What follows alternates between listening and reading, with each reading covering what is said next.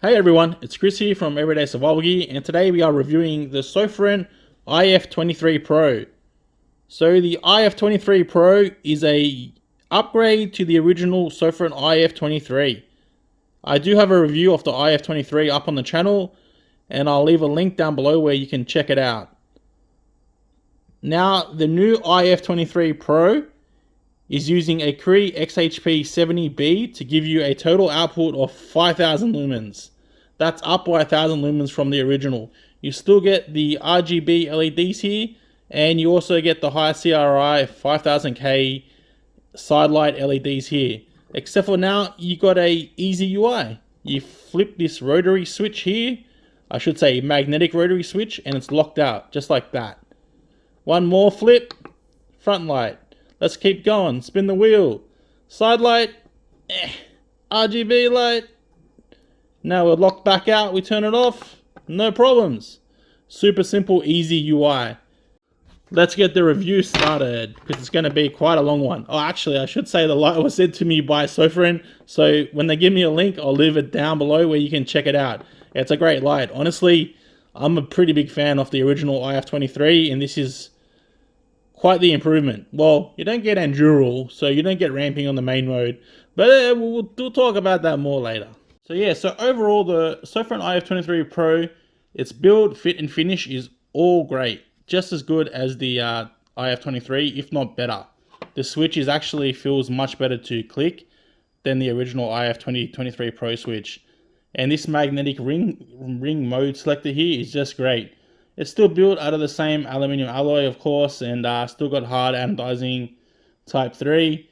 But the improvements are pretty much the switch. It just feels so much better, you know. Before, if I show you guys here, the original switch, look at that. Like, you can bend it to one side and it doesn't even click. There we go, I just clicked it there. But this switch, being inside the magnetic ring, has none of those issues. So great. About the size and weight, as I said, 130 grams without the battery. It is 133 mils long, so it is ever so slightly longer than the original IF23, which is already a pretty big light. So it is a pretty big light now. And its head diameter is 31.25 mils. It's kind of like an odd shape too, so it does get bigger than that over here, just like the original. But yeah, they are both pretty big lights. This is now a little bit bigger. So yeah, keep that in mind. I never really noticed until now, but even the original IF23, its clip actually sits at the back and does not move. So it's never really been an issue before. But yeah, so it's just kind of is what it is. It sits there.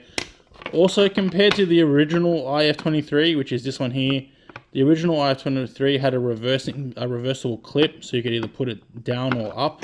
And the IF23 Pro doesn't have that feature.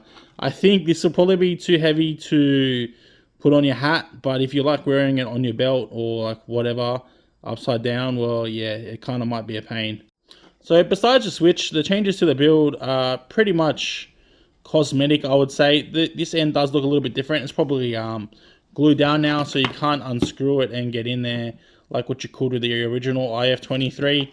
That's neither here nor there, because if the light breaks, you do have a warranty. You can send it back. Up front looks exactly the same. Only difference is the XHP70B now. Still got the stainless steel ring there and the OP reflector. I don't think it has AR coated glass. It doesn't look like it does.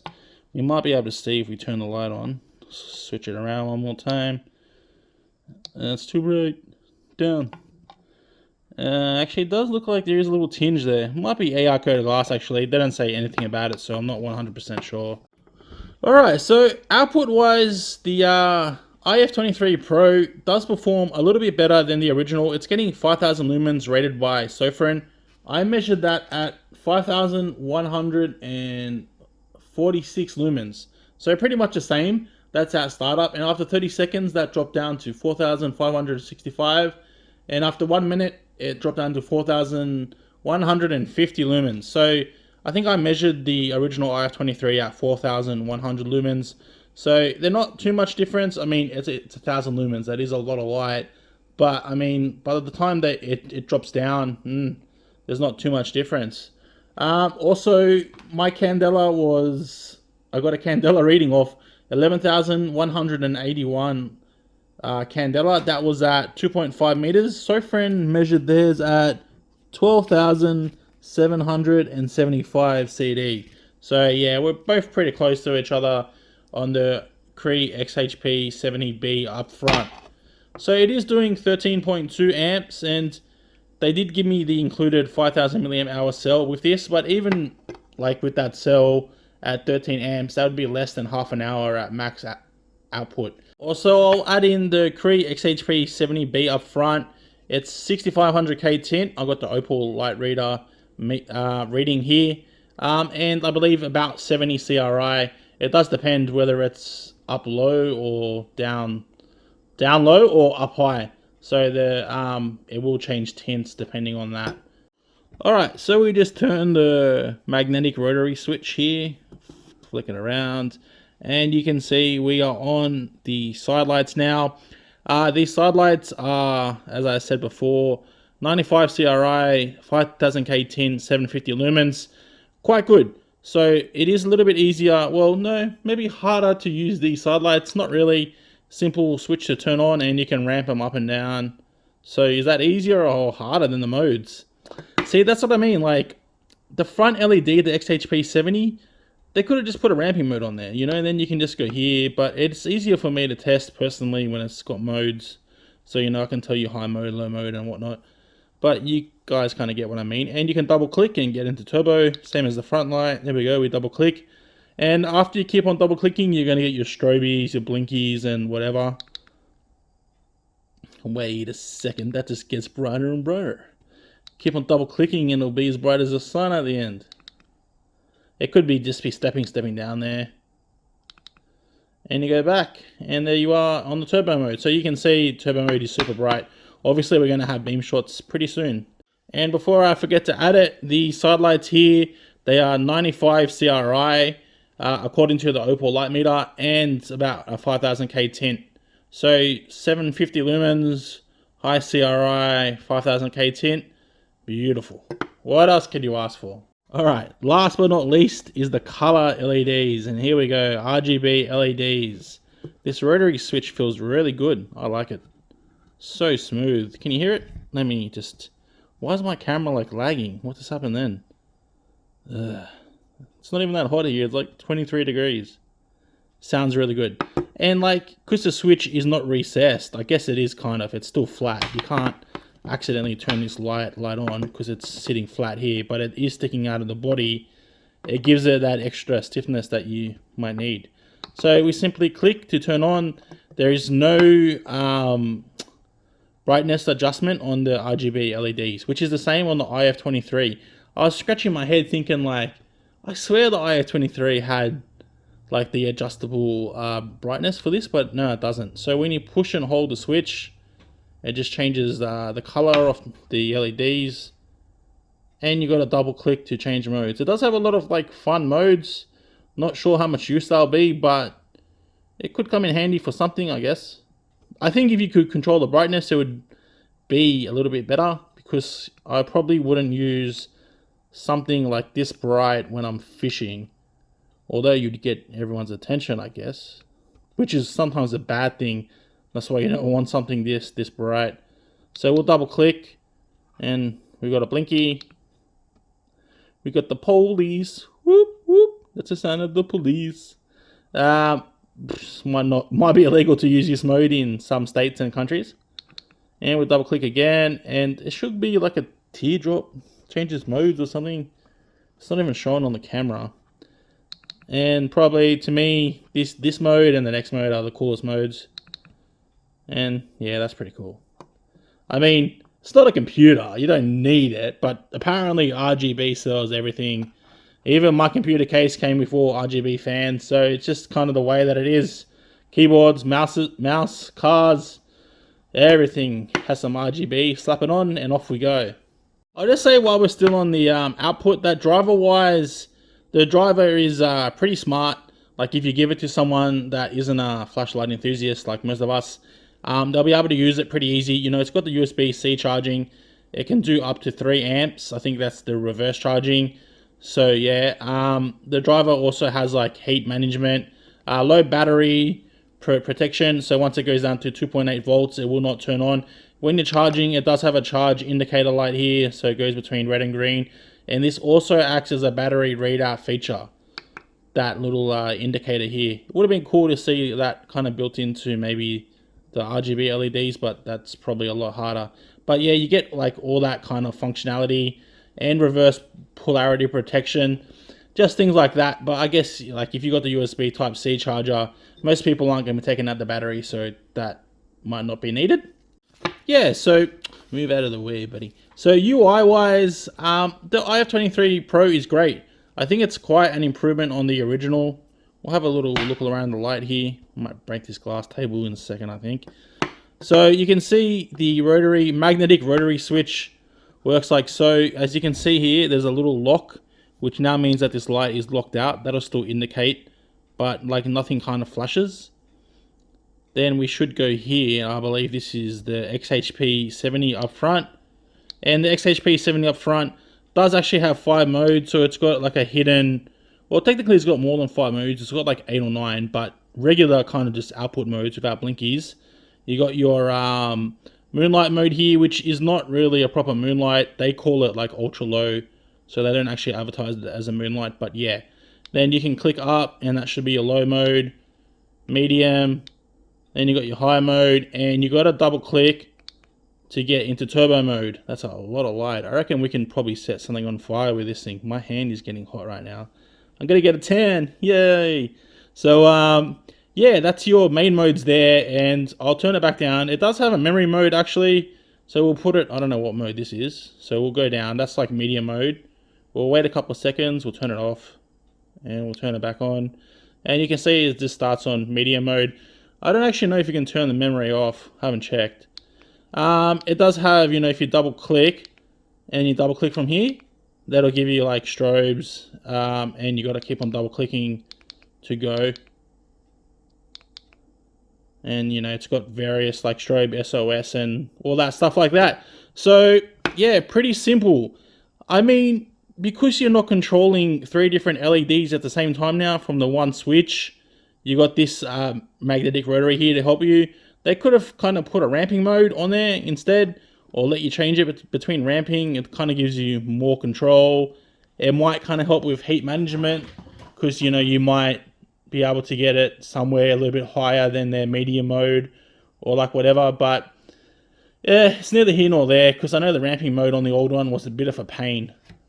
Alright, while that RGB is still running, I'm just going to say that yeah, overall, I think the IF23 Pro is a great light. It is a little bit big, but depending on your situation, you should still be able to manage it. Maybe if you're a mechanic and you're going to leave it in your toolbox. Actually, any tradie.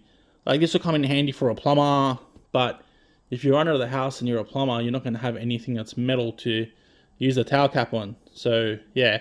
But, so probably more from a mechanic, maybe even Sparkies. Yeah, like, it's a great light. This lockout feature is great. Like, you just put it into this mode. You've got to turn it off, and then it's locked out. That simple, that easy. Easy to use. Fast charging. Yeah, well built. Decent price. Yeah. What more can you ask for in a flashlight? I mean, it could have 100 million lumens, but then it'll step down in like 20 seconds, right? Alright guys, then we're outside with the Sofirn IF23 Pro with the side light on. This is the work light, the high CRI, 5000K, 95 plus CRI, LEDs on the side there. So let's give it a little ramp. We should be able to ramp up to the top. That's the top of the ramp, then you double click, and that should get you a little bit higher. There we go, turbo mode there. 750 lumens rated by Sofirn. I got pretty much the same. So yeah, really close lumens there. And you can see how wide that beam is. Look at how far the light's going and how much light it's putting out. It's actually quite an amazing amount of light.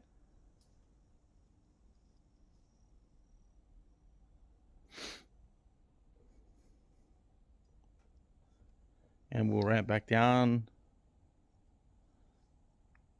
And then we can ramp back up. There seems to be something in the big tree over there. Double click, and that's turbo mode once again. That easy. I'll actually move back a little bit so you guys can see. I'm still holding the light in my hand, but so now we're back even further, and that's how much light the IF23 Pro puts out on the side light. Amazing.